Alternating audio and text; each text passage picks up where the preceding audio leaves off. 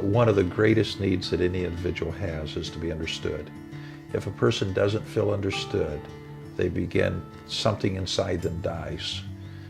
In fact, they'll move towards becoming antisocial.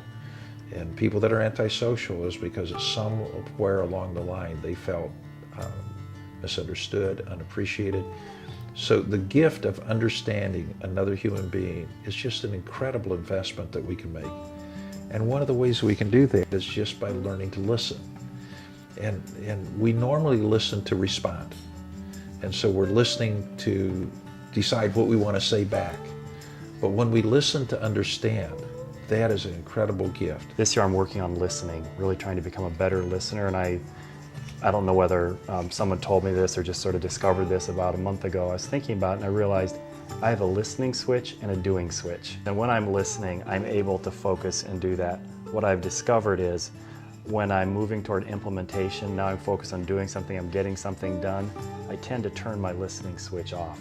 So if we're in collaboration together where we're trying to find a better way, when I'm in the process of listening and collaborating, it goes pretty well. But when I start into functioning and doing, then those around me have noticed and informed me, and I'm really trying to work on, hey, when I'm doing, I need to also keep my listening switch open. Connection to me in the organization is related to the coaching that I often do, which means that I have to really dig down and listen to people and then help them pull out the things that are within them or perhaps within other team members that they need to utilize. A caring person is going to ask questions to understand what you're saying.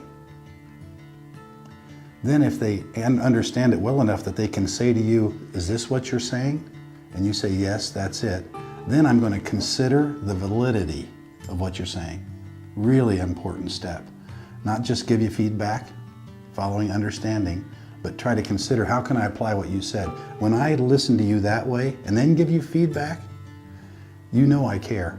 I like a paraphrase of Paul Tournier, who was a Swiss physician who spent a lot of time studying psychology, and he wrote a little simple book called To Understand Each Other.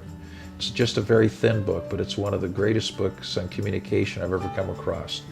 And he said, and I've paraphrased, but he said something like this: listen to the conversations of the world, those between individuals as well as those between nations.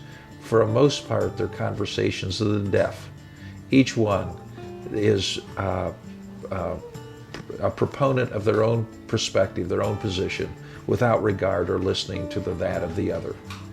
And that's really true, and that's why so much conflict exists.